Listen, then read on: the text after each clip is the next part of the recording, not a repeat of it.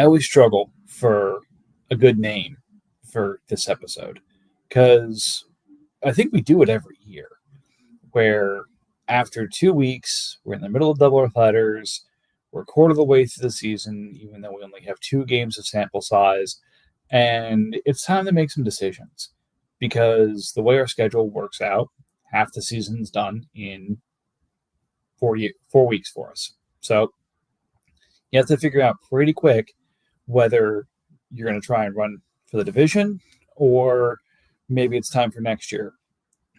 There are a couple of teams that usually just don't have to make that decision yet. You're 2-2, you're a game out of first. It's not that big of a deal. But some of the teams that we have right now, I'd say are surprised to be where they are, either positively or negatively. So that's what we're going to focus on today, is taking a look at some of our 4-0, 3-1, and 0-4 teams. And look, you're either expecting to be where you are, or you're somewhere you don't expect to be, or you're someplace that nobody expects you to be. And you kind of got to say, what do I do with this now? So what this episode isn't is talking about the Seahawks. Oh my God, they're 4-0. Who's surprised? Or the Broncos and Colts. Okay, Colts is selling a defensive tackle, and if you need to take a dump, go talk to the Broncos. But this is talking about the other teams that are a little bit interesting and make for good conversation this week. So that's what we're going to do. It's got Vikings, we got Eagles on here as well, and I'm already catching strays from the chat saying I am evil for having this conversation in week 3. Look, what is fun for me in this league? Trades. What am I trying to make happen? More trades. It doesn't even need to involve me, but they're fun. Watching people be creative is fun for me. So be creative and have some fun here. I don't know. Are you having fun, RJ? I am having fun. My record wouldn't lead you to believe that, but I am enjoying myself. Yeah, no, I mean, like I said, you definitely qualify as one of those surprise teams at 0-4. And there's obviously one more of note that we'll get to a little bit later on, but I don't think there's going to be major changes coming as a result of your start. But like I said, we'll get to that a little bit later in the conversation. Quick week recap of last week. A lot of really big and really close and really fun games happening. We had a bit of an upset, I'd call it. Pats putting up 237 points on the Jags, beating them by a cool 60 points, taking the Jags from a potential undefeated start to 3-1 and elevating the Pats to 3-1, still staying just a game behind the Jets in the East, which I think, it's always fun to see Pats flip the script between I'm going to be a top 4 pick and I'm making the playoffs. Yet they somehow continue to do it every single year. And thanks to the joy that is Danny Dimes, he seems to be on path to do it again until, of course, he trades everything in. Interesting piece of note, he outscored the Jets by almost 30 points this week. Jets pulling off a close win over the Texans, keeping the Jags a game up on them in the South, and keeping the Jets undefeated to start the year.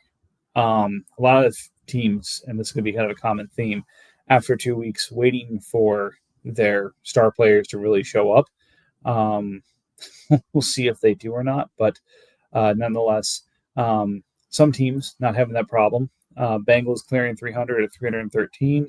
Giants, I believe, also clearing 300 at 325 this week. Good for you guys. But really important doubleheader for the Bengals, taking down the Chiefs and the Browns. Chiefs, again, cleared by about 70 points. Getting 243 in our league this week and losing is a bit of a tough break, but, that's what it is to be a division winner in the AFC. And then getting the win over the Browns, who put up 292, again, and a little bit more of an oof, but still sitting at 3-1 and putting up 292, and I think having close to 600 points after 2 weeks. Not a bad way to start. Shifting over to the East. I talked about the Jets and the Pats. the West, it's, I mean, the Chiefs and then everyone else is seeming to kind of fall off a little bit right now, which I think we expected, but maybe after a 2-0 start, we were hoping the Chargers might hang on a little bit more. And even after buying some pieces, they had a bit of a tough week this week. Going up against, let me find them here, the Steelers, where they lost by 35. And luckily for them, though, they also had the Broncos, who they were able to clear by 210 points. So good for you, Chargers. Any big thoughts about the AFC, RJ, that really jumped out to you, or kind of how you expected things to go? No, I mean, I'd say this is pretty much what we would expect. We could spend a few minutes on the Ravens being 1-3, but that's just a product of who they've had to play early in the season. I'd imagine he will correct that at some point and will probably be in the race. But everything else is pretty much as we've expected. Nice to see Chargers picking up 2 wins. I do like his team, and I think if he just keeps going the way he's been approaching it, I think he'll do fine this year. Yeah, I think that, again, AFC, as you mentioned, kind of some small surprises, but generally, I think outside the Patriots, kind of what was expected. NFC, on the other hand, it's a little bit crazy town right now. Our preview pod said the North was going to be a bit of a dogfight, and everyone's going to have a shot in this division, and it's going to be, knockdown, drag out, and last couple of weeks to see who wins it. 2 weeks in, and the Lions are up on 3 games on the Packers, the Vikings, and the Bears. So we were kind of right, except that the Lions are running away with this, and the rest of us are playing for second place or getting ready to shift the tank mode. So I think I even saw Jeremy mentioning the idea of tanking in the chat about 5 minutes ago. So truly, the dark times are here. That said, Lions picked up a close win to stay 4-0. I split my games, losing to the Cardinals and beating the Bears. Bears lose to me but beat the 49ers, and Packers lose to the Lions, but I think beat the Rams. I need to go back and check, but again, bit of a surprise set of results there. Biggest surprise of the week, though, and I think this happens to everybody at least once a year in one of your fantasy leagues. You go and look and you're like, oh, my team's doing pretty well. I wonder who I'm playing. And the guy you're playing, like literally every bounce the ball is in their favor. That's the Saints this week. Like, I can't remember something like this. I know this happens, a couple of times, and Goose has mastered the art of this. But to put this in a little bit clearer terms, involved in the Saints' 257 points that they got this week were Kamir Dyke getting 12.3, Wan'Dale Robinson getting 28.2, Tylan Wallace getting about 17 points, and Parker Washington getting close to 20, with Adam Troutman picking up 10. James Houston, yes, that James Houston that everyone was trying to sell off of a great rookie season that really wasn't replicable and washed out of Detroit and is now in Dallas. He got 12. Roquan Smith, 34, obviously. Then again, his entire defense, except for his defensive tackle, scored in double digits. So you feel for Cowboys running into something like that, but it's one of those where you look at what the other team's doing, you kind of do a little golf clap, and then you move on to your next league because you're just not winning that game. But the more impressive win for the Saints of his 2 this week was against the Panthers. That puts him squarely in first place, tied with the Panthers, obviously at 3-1, but with the head-to-head victory in first place in the South, which I don't think anyone really expected. But what's really interesting there is he's 3-1, Panthers are 3-1, Falcons are 2-2, all those teams 2-1 in the division, and the Buccaneers 0-4. Holy shit! Look, you take a step back, wanting to get your team's first overall pick at quarterback because you're a fan. You've won this league enough. You've won some good money in the league.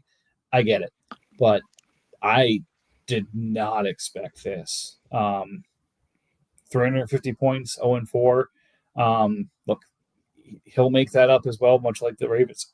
He'll get to make up the 1-3 start. The scary thing to me is we play both those divisions, so that's going to suck. Actually, no, we play the NFC East this year, so that sucks less and more for the West. But either way, same story for the Buccaneers. East, Commanders go to 4-0, Giants at 3-1. Mentioned some of the results earlier with good luck and bad luck between some of these teams. You unfortunately dropped to 0-4 despite having 364 points so far this year. But again, that's the NFC this year. It's going to be teams are putting up points. You're going to get close to 200, but you still might lose the week. And then the NFC West, look, the Seahawks are a freaking juggernaut. Although the Cardinals did make that game, I think, a lot more interesting than most were expecting. It ended up being a bit of a blowout, 52 points, when things really got going for the Seahawks on Monday night. But there was a path on Monday morning that looked like the Seahawks or the Cardinals could pull that out if the right things showed up on Monday night. They didn't, but Cardinals at least making a game of it. They pick up an easy win against me, though, so they stay at 3-1. And then Rams split, dropping 227 on the 49ers, picking up the easy win there. Actually, they were 0-2, so now they're back to 2-2 because they also beat the Bears, who, after going 1-1 last week, are back to 1-3 with the rest of the NFC North. So, as it stands right now, the undefeated teams are still Bengals, Jets, Lions, Commanders, and Seahawks. The front runners for the first overall pick, the 49ers, the Eagles, the Buccaneers, the Broncos, and the Colts. So, wow. Yeah, it's been an interesting 2 weeks. Yeah. So, look, we like to talk about trades, and that's why we're kind of having the conversation today. In the last week or so, let me pull up the trades since last week. I'm going to go ahead and say there's probably in somewhere like 12 or 15, somewhere in that range of trades.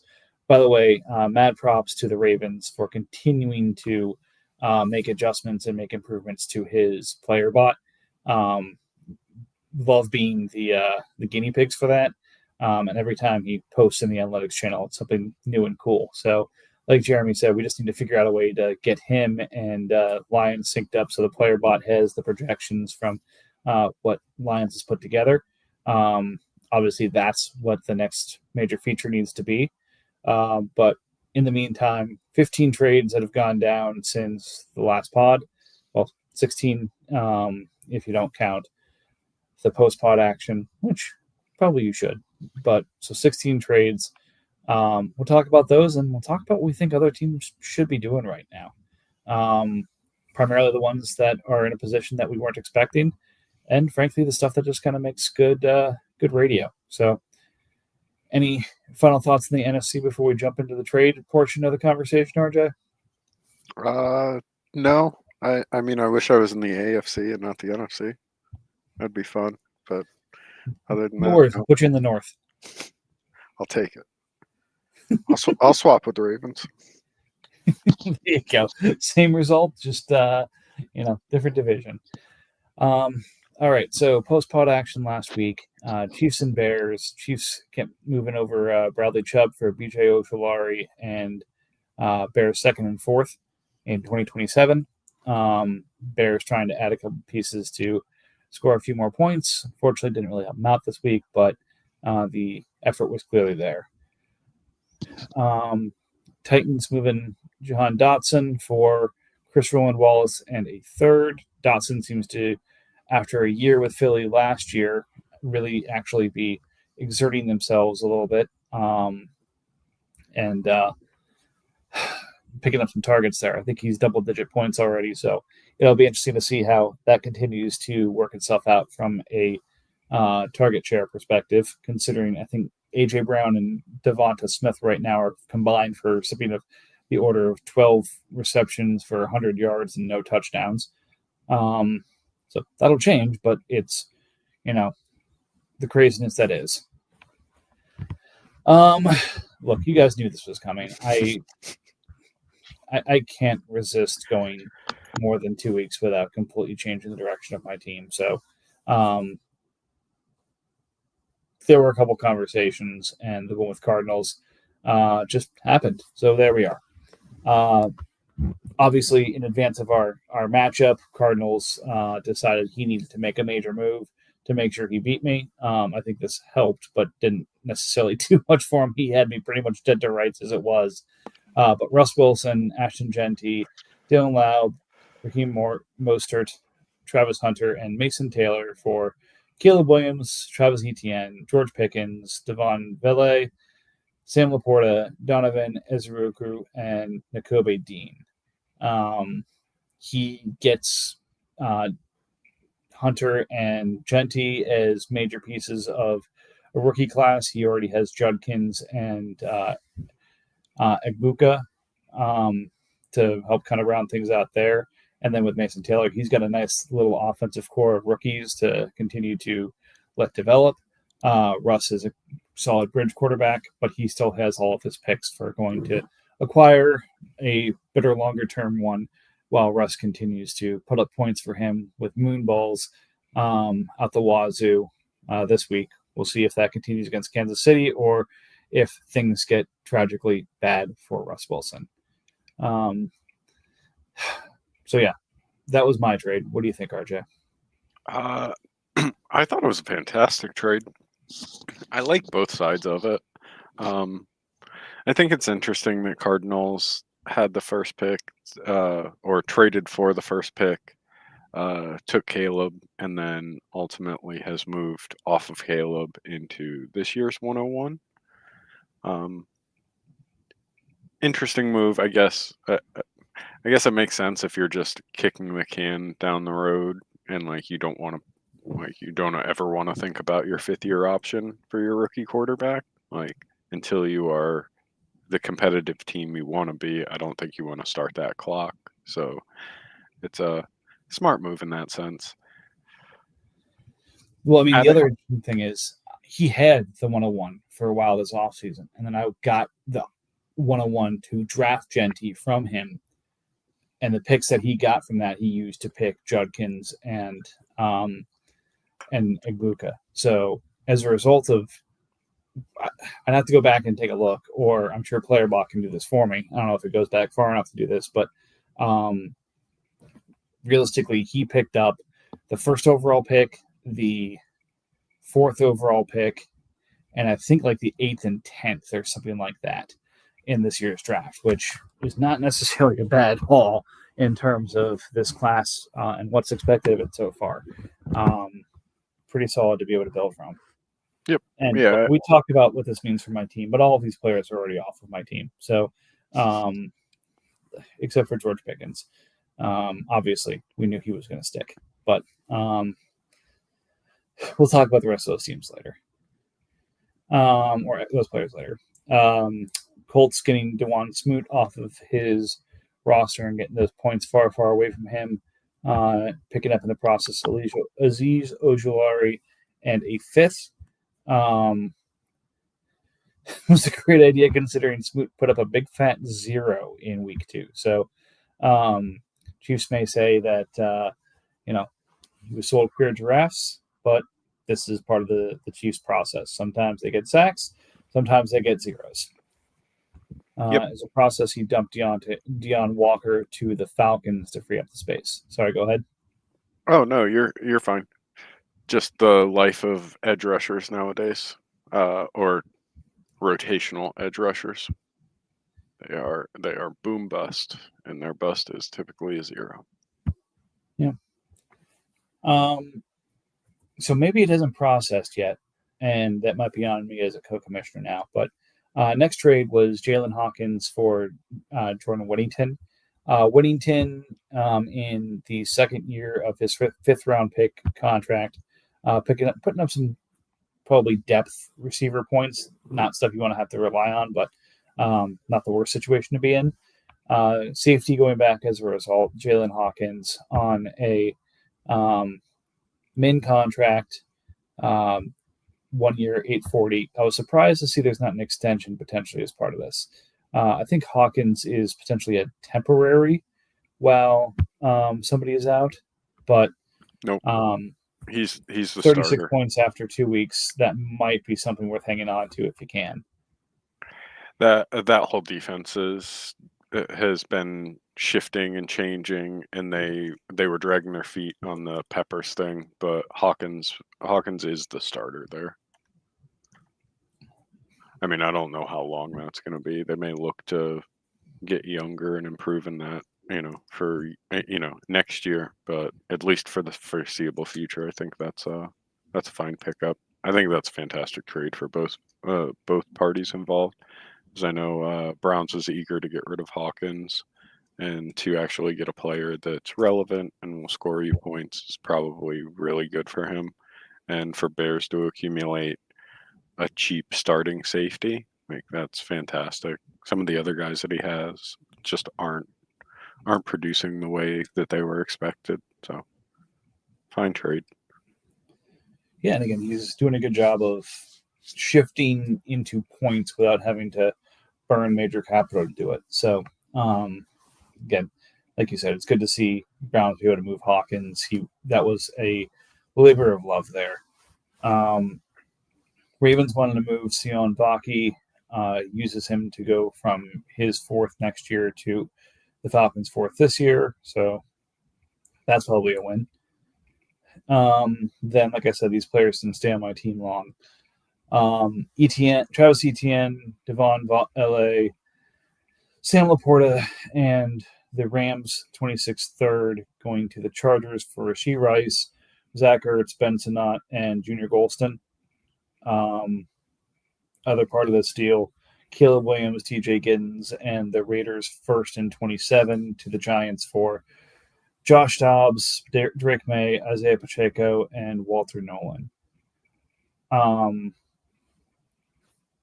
Let's kind of take it piece by piece here. Chargers were in need of a running back and a tight end. This helps sort of solidify both those positions for him. Adds some point scoring to his roster to maybe take advantage of some upside while his team grows. Plus, having Laporta locked in at that tight end spot isn't necessarily a bad thing. Again, it was fun to see them pick up some points, and I continue to add to a stable of injured defenders that will score me very few points, but hopefully contribute when they return to the field. Now with Nakobe Dean and Junior Golston, I feel like I have my linebackers of the future, and it's a matter of kind of filling in some of the other spots. And you have Walter Nolan too, who's another fantastic interior lineman. Yeah, I was pretty excited to add him. And then Caleb the Drake. I love everything that Ben Johnson's saying with Caleb. Caleb obviously has probably the best supporting cast, young supporting cast in the league. That said, there's just some stuff that's just driving me nuts about the kid. Where I honestly, Baker Mayfield seems like more and more of an apt analogy for him. I keep trying to say allegory for it, but it's really analogy. Where he may need to watch out of Chicago and be a journeyman someplace before he kind of figures it out. But the arm talent's there, the creativity's there, but he just seems to be having trouble operating within the system that he needs to. But it seems like at least Ben's got the idea of this is what he needs to be doing, and these are the improvements he needs to make. It just could be a question of, can Caleb make those improvements, or is he not, up to the task? Yep. Yeah, I completely agree. I've watched enough of him. Like, Caleb, mechanically, like, every time he throws the ball, you see why he was a number one pick. Like, he is good. He is a good thrower of the football. Other than throwing the football, I don't know. Like, decision making seems to be bad. Just it's I kind of agree. I think maybe washing out of Chicago might be. I hope he doesn't. I hope he succeeds there. Like I don't want to continuously see these these first pick quarterbacks wash out and then find success later on in their career. But yeah, it's disappointing, and yet somehow he still puts up 25, 18. So like they're still respectable numbers. It's still fantasy productive. So going back to like the trade perspective, I think it's a fine move for Giants to move off of somebody that is a little bit better regards or rankings in Drake May, to get a somewhat productive quarterback and a first round pick that you can use later on down the line. I don't know, has he spent it yet? He hasn't. So yeah, that's another position that he can shore up later on down the line. And for you, I think it was a fantastic move. Drake May looks like he's going to be in the league, or be a thing in the league for years to come. I've already said I like Nolan as an interior lineman. Pacheco is an interesting gamble, but I think it's a fine one. You know, he's getting the looks and the opportunities. He just needs to turn that into production. But I think that's just an issue with Kansas City as a whole. Yeah, I think, and I feel like this is a cycle of Andy Reid teams that at some point they get so impressed with the weapons they have that they try and get all the weapons involved in every single game and get really worried about who's seen touches and where. And that's not when the Chiefs are running like they're supposed to. It's you establish the run and then you force a team to defend the entire field because you can truly hit them anywhere.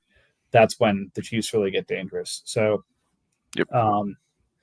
Granted, Pacheco's had a couple of tough teams to go up against in the first 2 weeks, and the Chargers and the Eagles in that regard. But at some point, this is going to get figured out. At least I think so. So I was happy to add him as a risk. Now, that being said, he is getting near the end of his rookie contract, and it'll be a question of whether the Chiefs actually extend him or whether this is sort of a one-and-done type situation. But, hey, it's very likely he's not going to stay on my team until, the question gets answered. So that's something that, like I said, I like the player, and that's why I bought him. But, we'll see how long he stays on my team.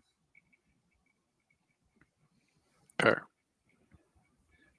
Cameron Johnson going for free to the Bengals. Deonte Banks going for free to the Raiders. Noah Sewell moving to the Cowboys for a third and a fourth. Devin Duvernay for MVS and a fourth, between the Bucs and the Chiefs.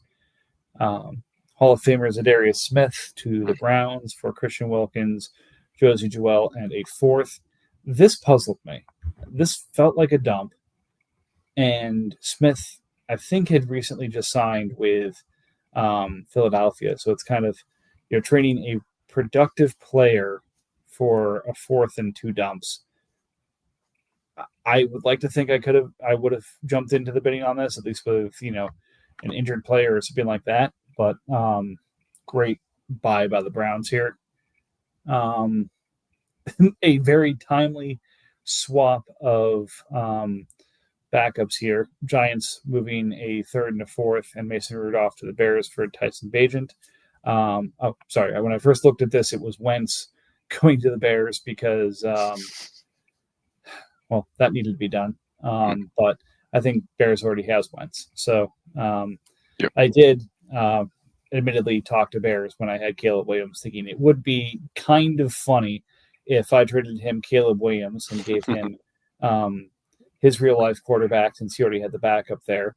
And as a result, he traded me J.J. McCarthy and Carson Wentz so that I actually had the Vikings quarterbacks. I think he asked the $1 million question of what was going to happen to McCarthy after I got him. And look, I like McCarthy. I'd like to hang on to him, but I am who I am, and who knows what's going to happen next. So I think he made the decision to stand pat as a result of that. And then Colts and Buccaneers making a trade earlier today to swap punters, since apparently the Colts don't punt anymore. Who saw that coming? Those are the trades that have happened. So let's talk about the trades that should happen. So, like I said, 4-0 teams right now. You got the Bengals, you got the Jets, you got the Lions, you got the Commanders, you got the Seahawks. 16.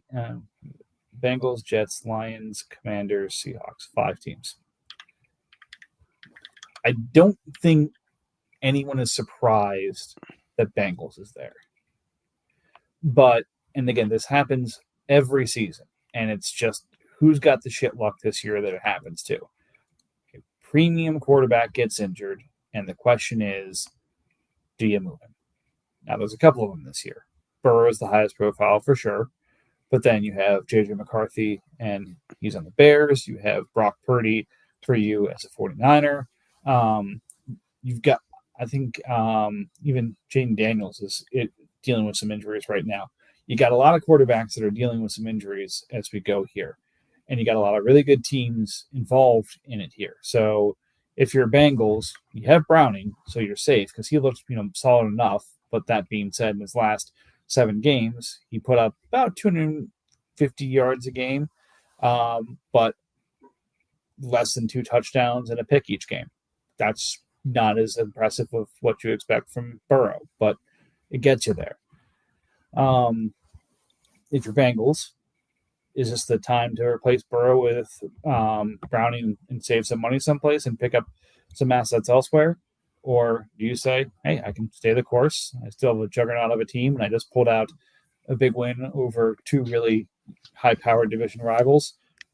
I don't need to upset the apple cart here. I'll see, what more we can learn in the next week or 2 about Burrow's injury before I make a major move. Ooh, that's an interesting idea. Just moving off of Burrow and still holding on to Browning. Because realistically, the comments back from news so far is at least 3 months, and I focus on the at least. It was at least 3 months. We're talking the entire regular season of the fantasy league, which is important because that brings the tankers into play. If you take a look at this quarterback class, and look, I'm not going to claim to be an expert on it. Right now, the kid from Baylor might be the best quarterback in the class, and that scares the shit out of me. You may look at this and say, I might have the Eagles' first-round pick. Let me put that in trade, and maybe another, later pick, and I'll go get Burrow. And instead of worrying about quarterback in next year's class, I can focus purely on skill positions, which should be plentiful. Versus, hey, we'll see who I end up liking out of that class. And, by doing that, you get your quarterback, but you don't have to take on the points for him, which is really important to a lot of teams, especially Bill, even though he's not going to make it under 100 points this year. Sorry, buddy. Not for a lack of effort, but just the way it is. But going and buying a Burrow works for him because he doesn't have the points and has them for next year. So there should be a good amount of teams kicking the tires on it. But, I don't know if Bengals is really even all that worried about it. Hey, let me just put him on IR. That'll free up another $20 million for him to go spend on, whatever he needs to go add and ride Browning and see what happens after the next couple of weeks. Yeah, I mean, ultimately, I do think that's what happens. But no, that was an interesting one. I like that idea. So there's also a common theme here for the next 2 4-0 teams. You have some surprise players who have jumped out and helped them be successful. they're still 4-0, but Jets are dealing with some pretty big names being injured. Tank Dell obviously before the season, Kittle after week 1, Gonzalez and Gordon as his corners are dealing with injuries, and frankly, Stroud continues to underperform, and nobody's quite sure why Jalen Hyatt has completely disappeared from the rotation in New York. So obviously there's an opportunity for him to supplement what he has or move off of some potential while it's still there and able to get value for it. I feel like he can still get top 7 or 8 QB valuations on Stroud right now, which would probably double the points output that he's getting if he decides to make that move. Because, yeah, he's 4-0, but the team that he squeaked by last week, the Patriots, outscored him by 35 this week. He can't expect to win this division with as long as Pats is going like this unless he does something to juice his points a little bit. Yeah. I'm just trying to look and see what could be broken down other than a Stroud. Turning Will Anderson into something productive, because I'd imagine he's insanely expensive on the market.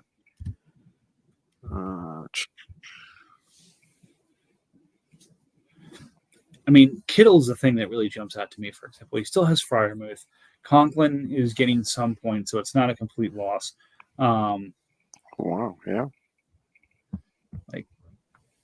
The problem is he's not going to have the tankers in that conversation. I don't think Kittle's injury is going to be a keep him out for the fantasy year level. So he's going to have to look at a team who has a little bit of depth there, which changes his market. But,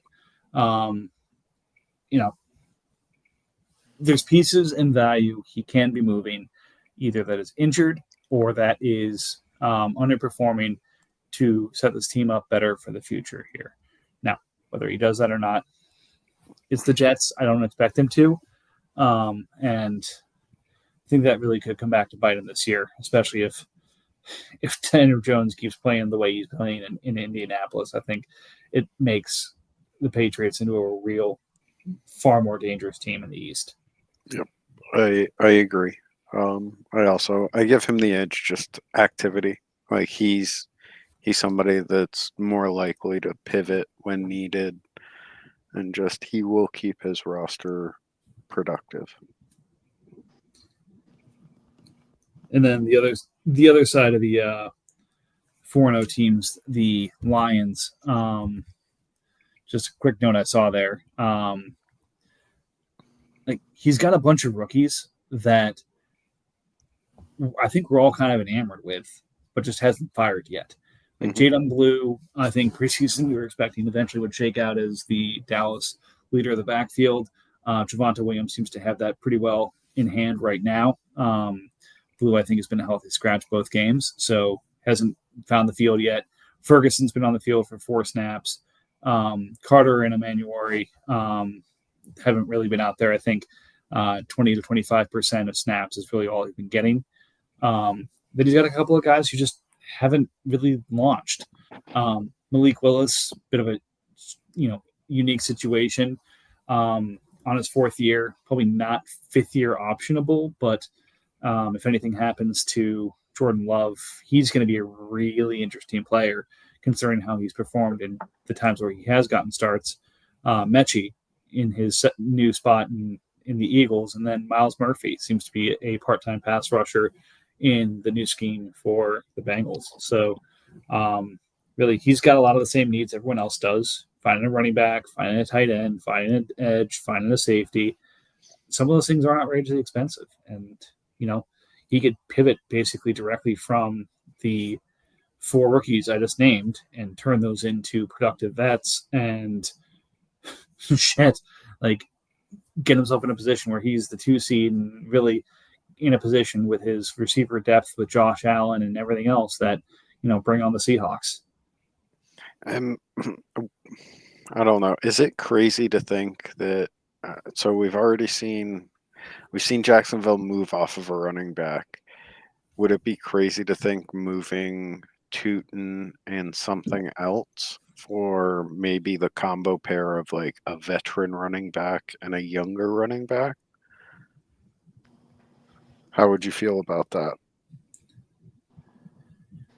I mean, I think that makes a lot of sense. I just feel like that's not his move. Oh, Like, it's definitely not, but we can't, we can't stick to their parameters if we're just yeah, trying to find moves for them.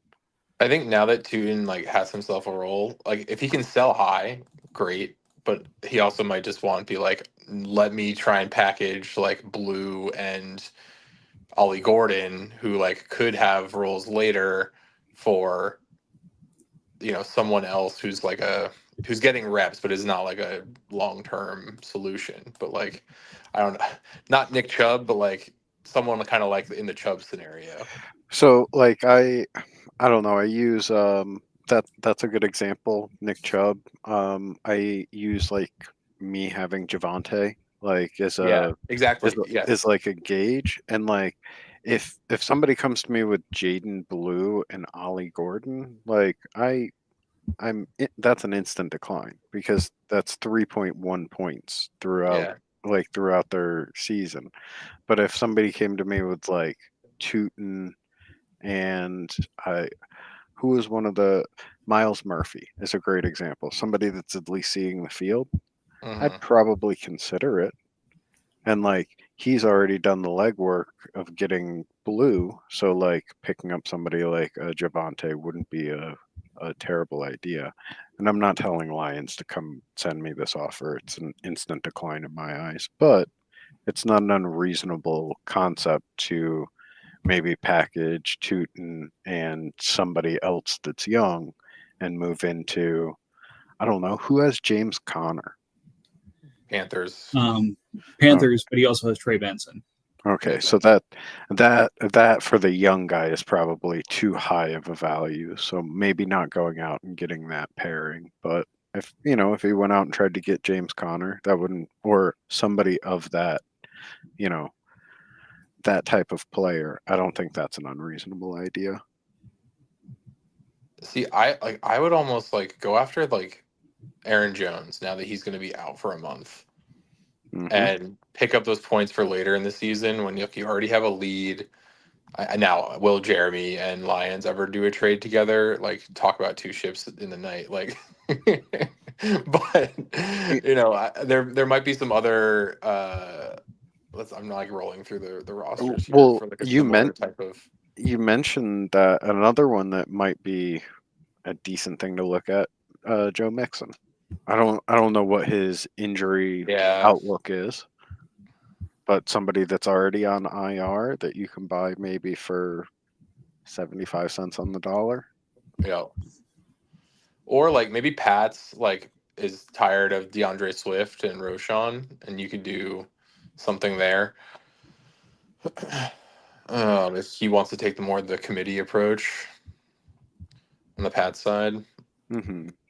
Could be. I mean, that's the Pats, though. Like, Yeah. I think Bengals even mentioned, hey, does anyone want to give me, a fun offer of, whatever for Burrow? We'll entertain them. And Pat said, I will. Guy's sitting there at Yeah. 3-1. He doesn't exactly have a lot of pieces to break down. He's got a couple of picks left, but he doesn't exactly have the, hey, let me go get that big stud player who's injured. Yeah. Like, he doesn't quite have the capital at hand to be able to go do that and still compete. So, that's a fun part of being Pats. He's going to do what he wants to do. But I hope Pat's offered Anthony Richardson without Daniel Jones. So he's just like, let's see who starts first. oh man, that would be an easy decline. But people do crazy things. Oh, it definitely have to be more than just Anthony Richardson, but just that is the swapping quarterbacks part of it.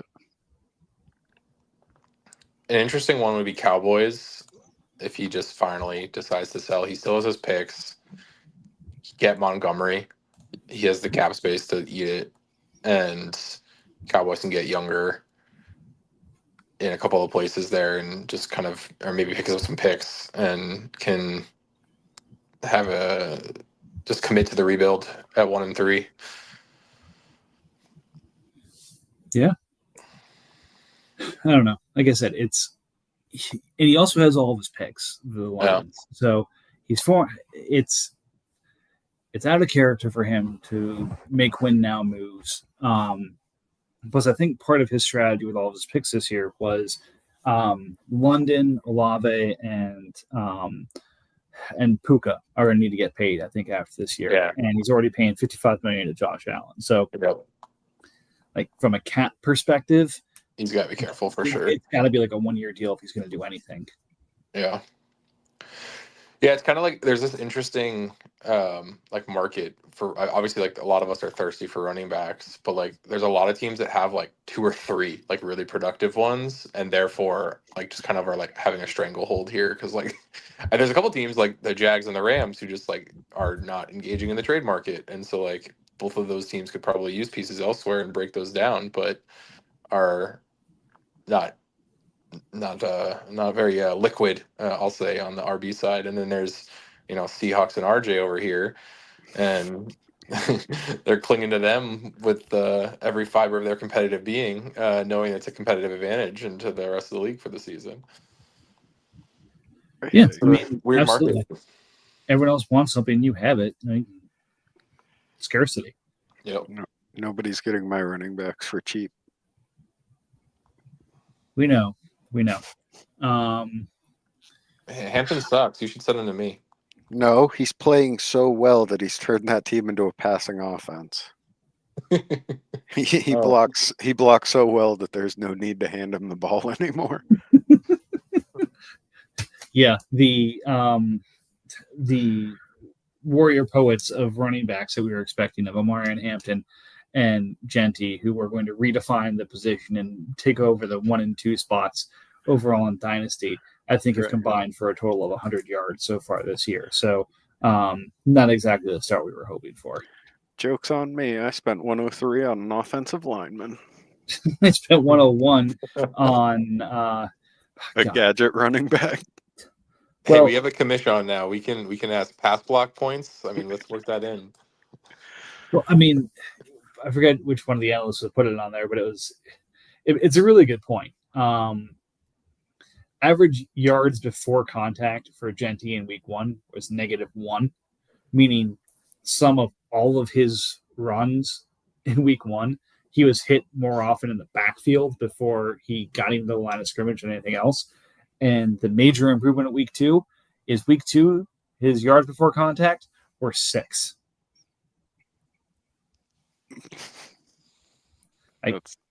Yeah.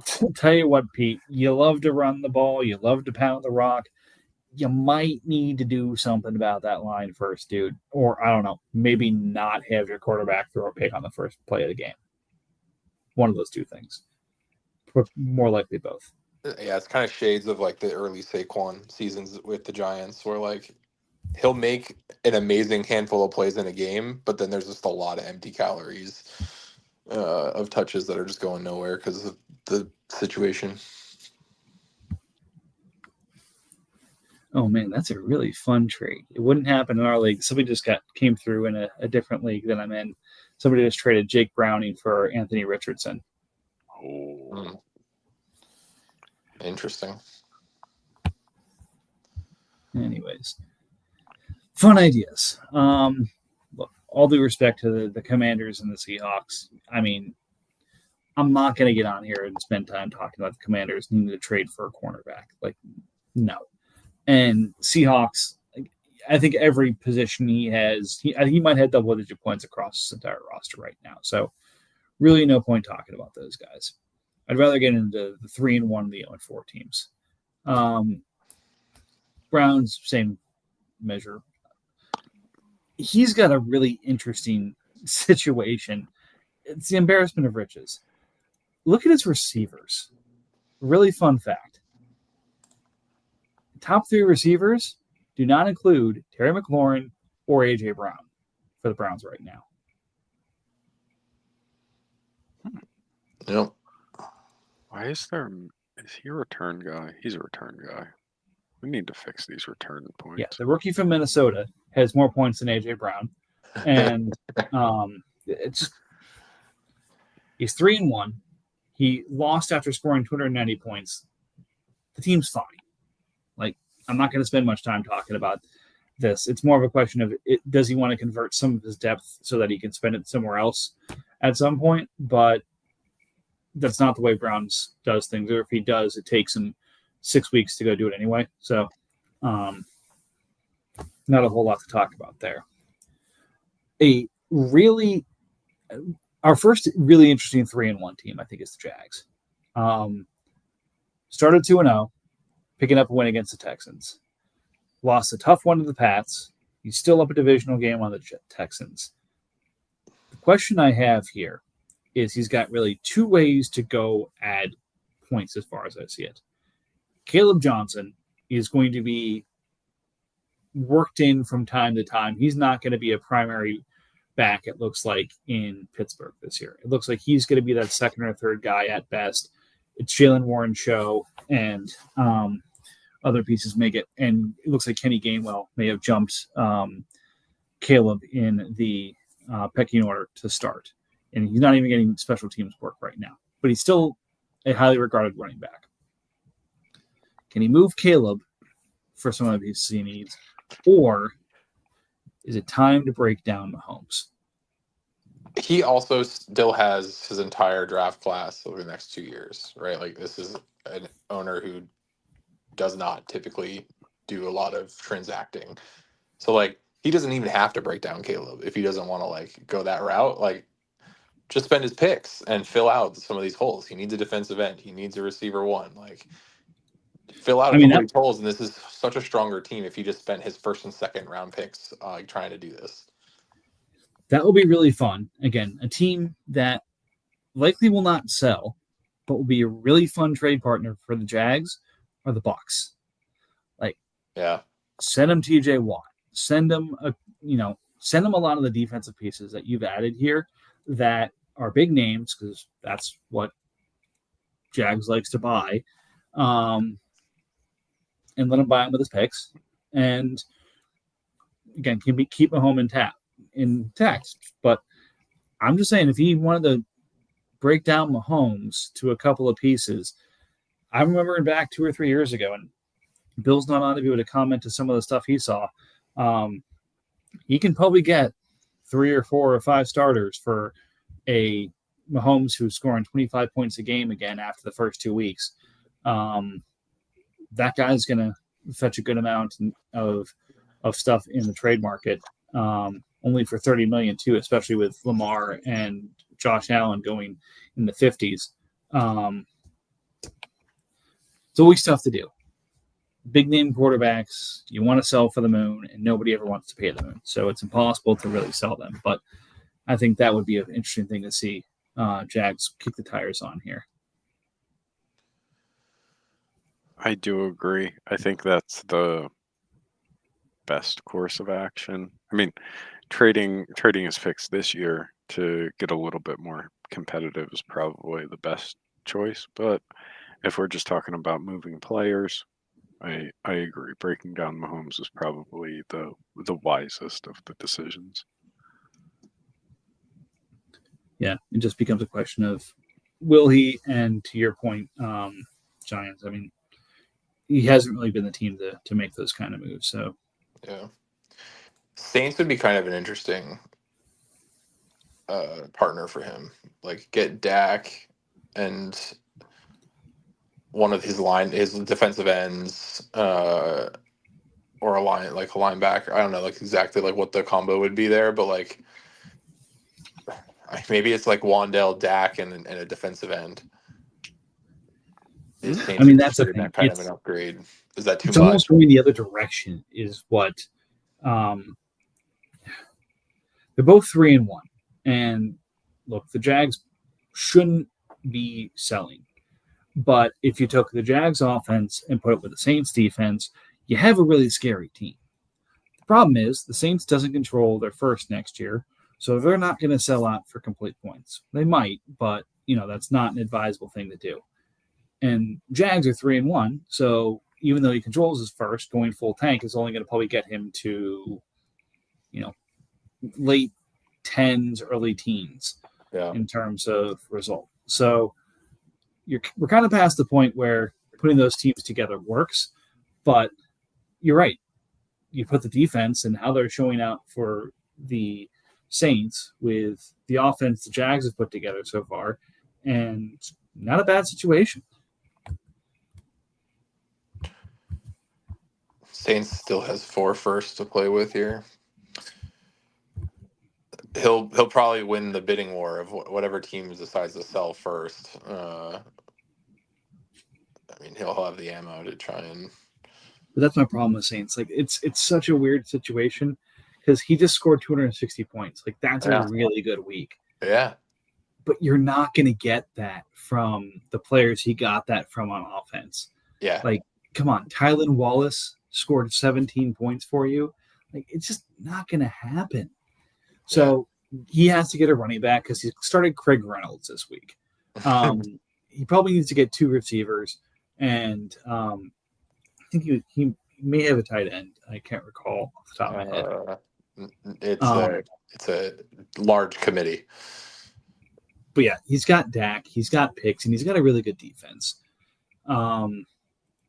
It's a 3-1 start, and he's leading his division. So, you don't just kind of say, well, that was great, let's pack it in.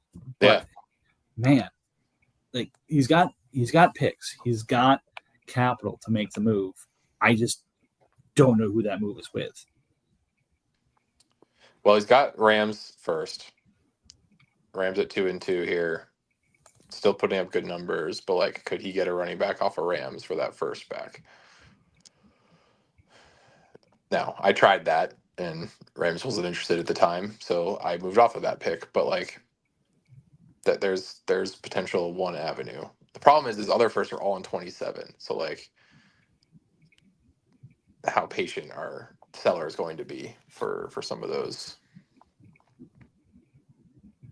But yeah, I mean, I'm pretty stunned by his 3-1 start. It's good for him. Yeah. He's a good defense for sure, and like he's got enough like depth at wide receiver of like number 3s that keep finding the end zone or getting a large amount of return yardage, I guess. that they're keeping him in the score sheets there. Yeah, I mean, Kamari Dyke, like 12 points. I think it's the second straight week of double-digit points out of him. Like, that's found money. But yeah, it's not sure how he's going to get there. I was a Giants fan too. Like, I'm very weary of the Wan'Dale Robinson fool's gold. But what? Yeah, the man gets like 12 targets a game. Yeah, but usually they're all like, he's the check down 3-4 yards out. Oh yeah, no, I understand that his targets are like 4 yards off the line of scrimmage, but that volume, and it's been like that for over a year now. Like he's one of the wide receivers that I'm like most confident in as far as like consistency.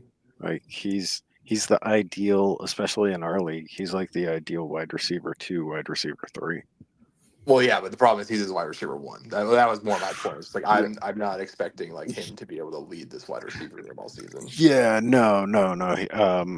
He is definitely like he's one of those guys that's worth like more than a first in like the way our league is. So yeah, definitely paying that much for that type of a player doesn't, it makes it far less appealing. Yeah. Yeah, and I feel like, now that I think about it, maybe Ravens is a good pair for him. He's got Tyreek Hill, DJ Moore. I don't think he wants to go full rebuild, but throw enough first at him, and he might consider that and some of his running backs gets him a lot of what he needs. Again, we talked about, hey, just go in there with a credit card and start picking out the things you want. Might not be the worst idea here. Yeah, I mean, if we're talking about using the Rams first, like, do you want any of the Rams running backs, or do you want Jordan Mason plus like a Kenny Gainwell as a throw-in?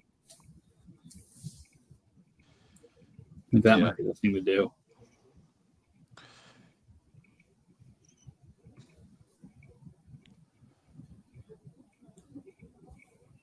Now I'm looking at Ravens, seeing like what we can try to get him to sell. The whole offense.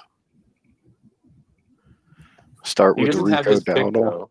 He doesn't have his pick, so like Who has it? he sold it to Bills for Oh. Njoku, so it's stuck.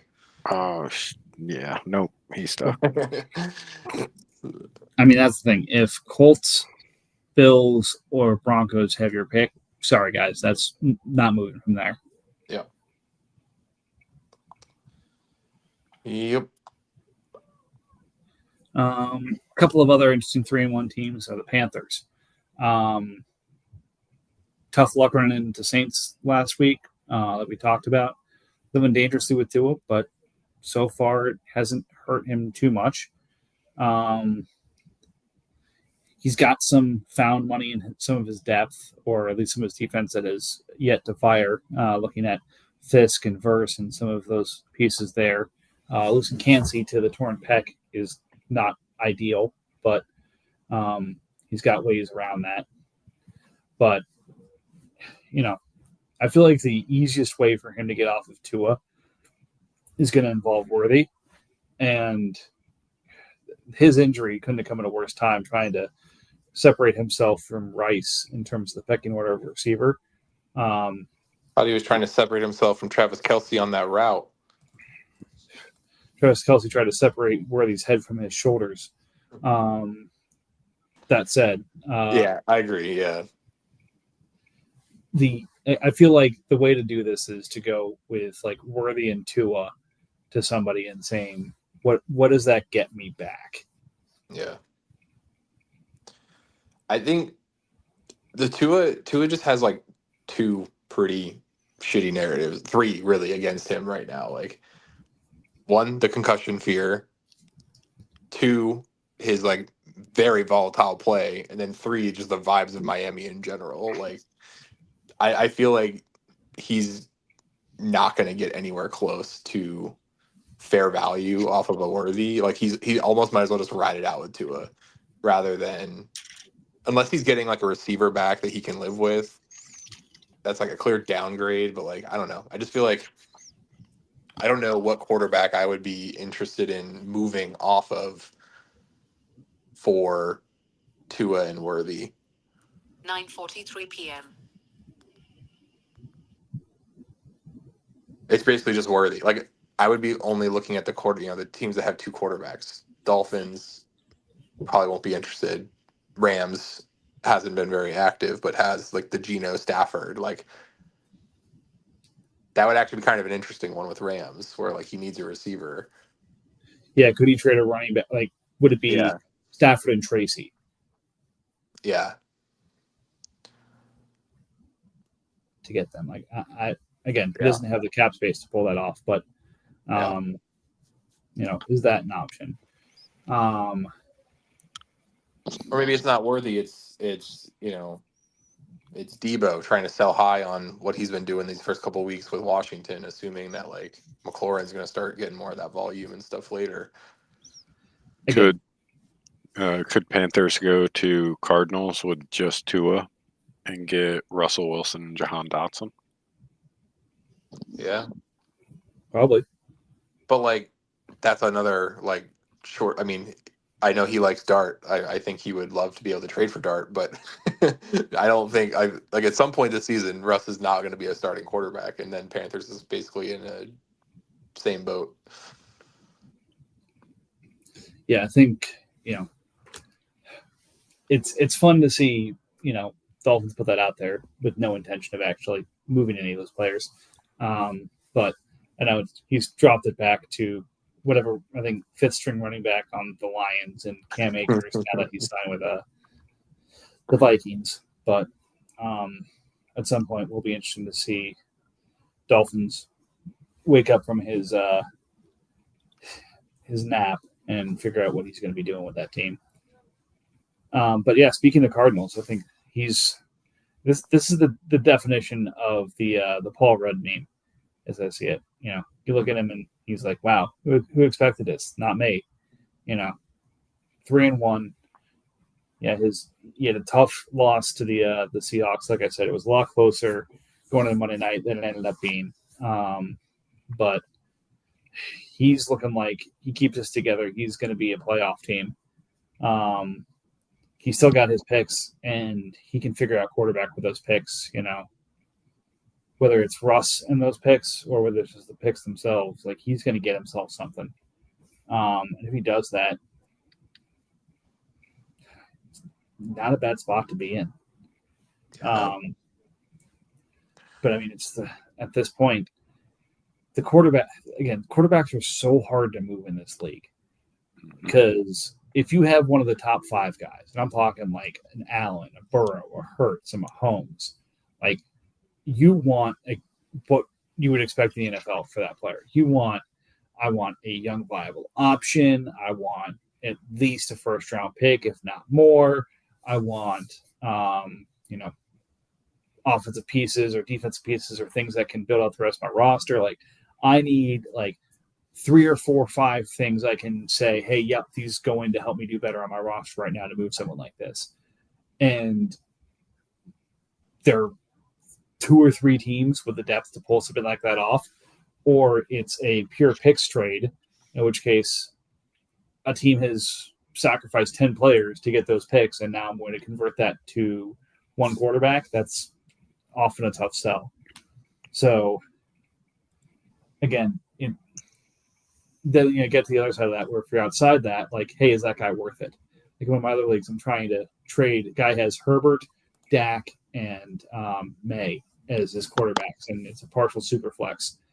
And it's kind of like what do you want for those guys? Oh, these could all be top 6 guys.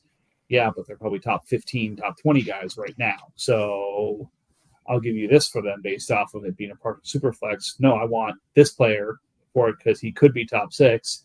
It's impossible to make a deal. I don't know. Do you see a quarterback that I'm missing?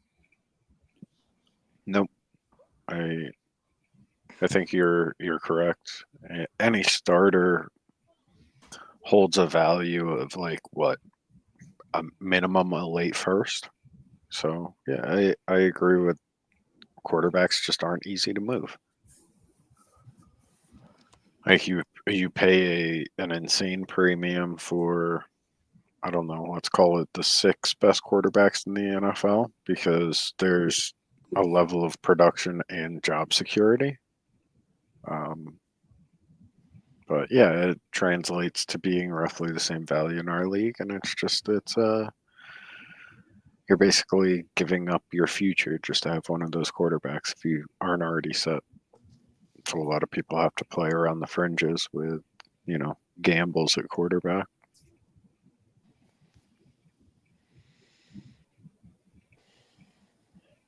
Yeah. All right, let's jump over to the other side of the coin here. This we won't talk about long, but look, Colts Broncos expect to be 0-4. You and Bucks surprised to be 0-4. Mm-hmm. You guys aren't going to tank your teams, or you don't control your picks. You don't really benefit from trading things in, but gotta be really fun to see you guys do it. I think even if you took the rookies off the table for Eagles, like Williams, Kamara, Diggs, Purdy, and Mac Jones, some really viable defensive players. Look at the Buccaneers, the Seattle platoon. It'd be really fun to see them break things up and what would come back to them in terms of a build. But because again, like so many teams looking for stuff could solve their problems with just those 2 teams. Like the sheer number of teams looking for running back, tight end, wide receiver, a couple of defensive pieces here or there. Like Buccaneers has 12 of those things. So he could mix like 4 teams trade blocks like that.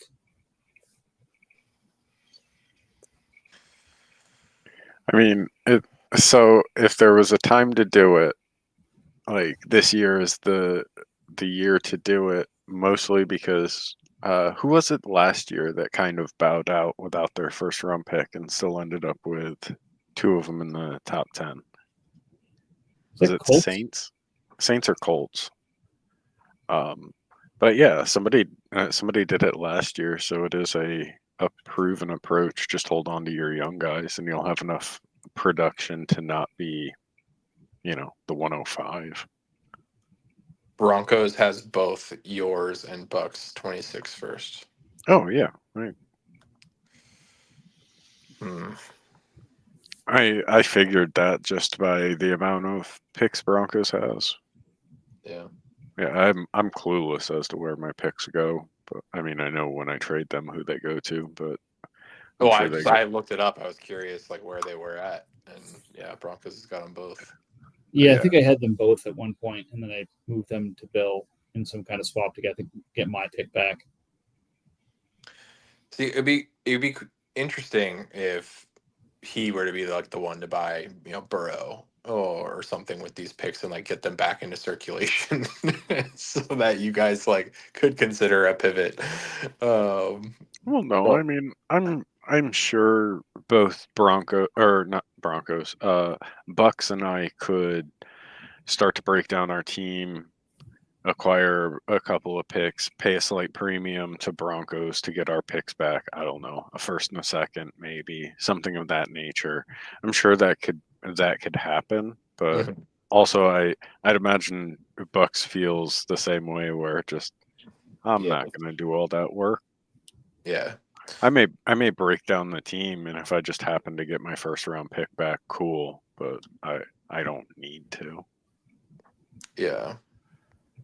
I don't know where Bucks is on his 27 picks, but I can. He's spent them already. Okay, so he's in a little bit different of a situation. I can prepare for my breakdown this year, not Yeah, care too much about my pick, and then make my decision next year. Whereas Bucks is a little bit more forced to go for it for the next 2 years. yeah. Bucks has his 27 round 4 pick. Yeah, Yeah, that'll be interesting. Because both of you, like, let's say coming out of the double headers, right? You're 2-6 or 4-4. Those are like massively different attractiveness of that pick. right. Yeah, I agree. I don't know. I think it'll be interesting. I don't know. After the first 2 weeks, I don't have the highest expectations for my season. But we'll see how it goes. I'll take a Hampton.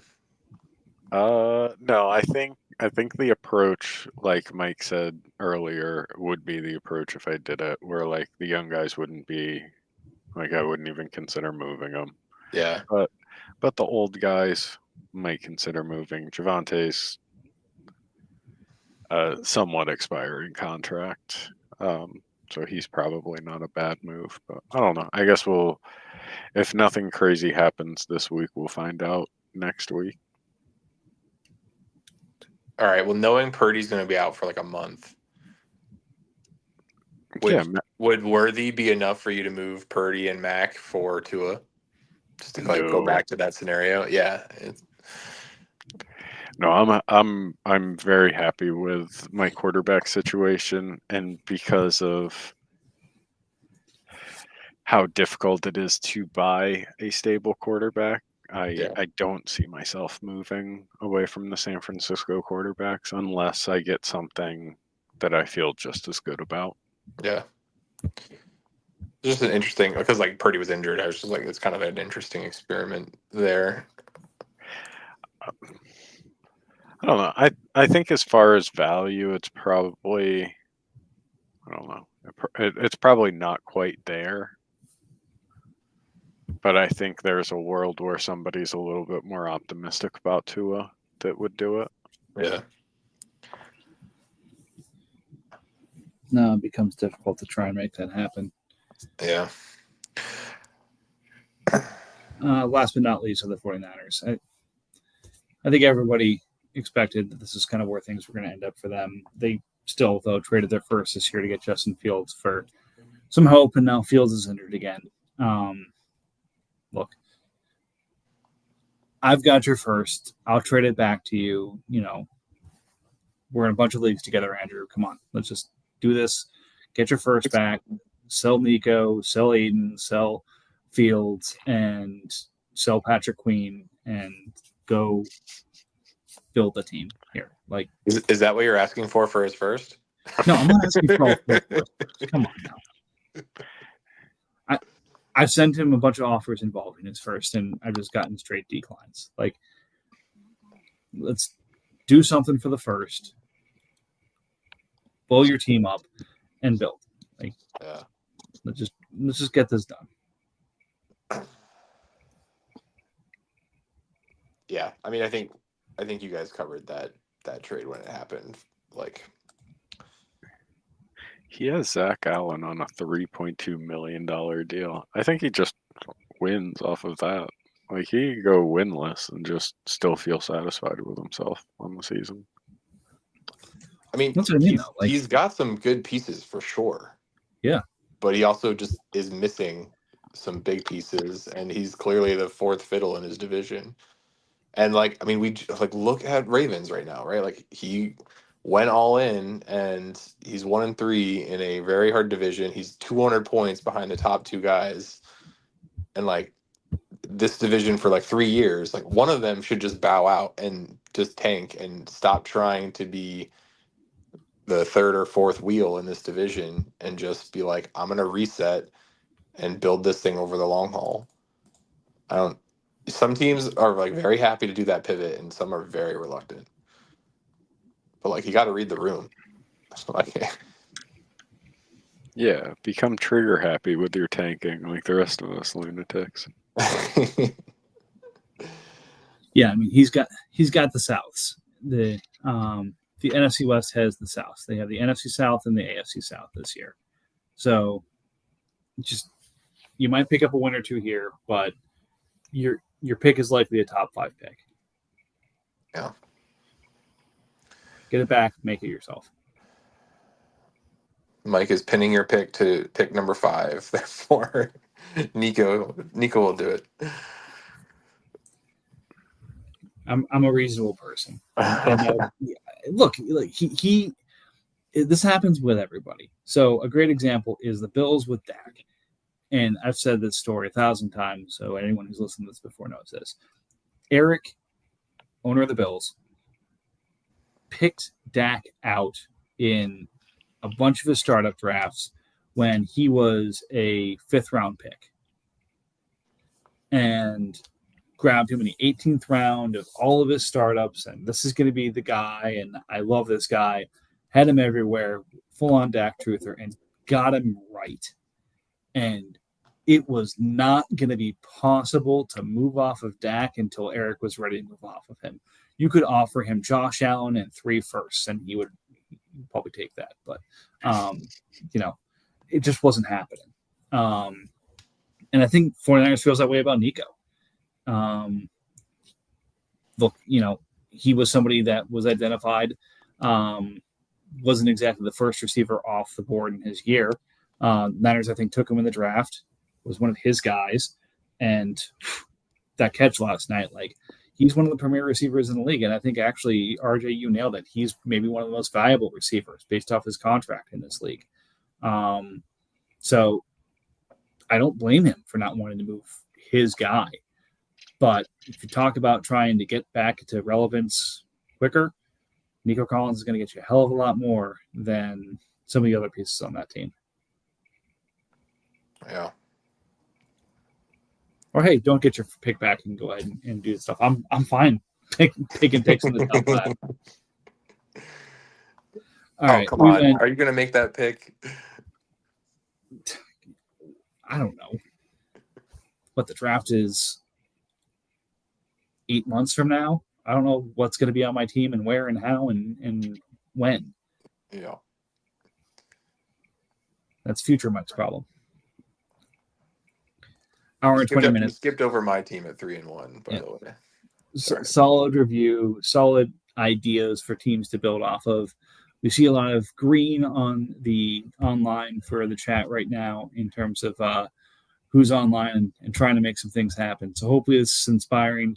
Getting the creative juices flowing. Hopefully a couple of moves happening, and some teams trying to separate themselves. A lot still to be determined. A lot of 2-2 teams that we didn't talk about. A lot of 1-3 teams. Some expecting to be there. Some kind of surprised to be there. That didn't really talk about moving day really for them because there's a lot to be decided. But nonetheless, activity is never a bad thing.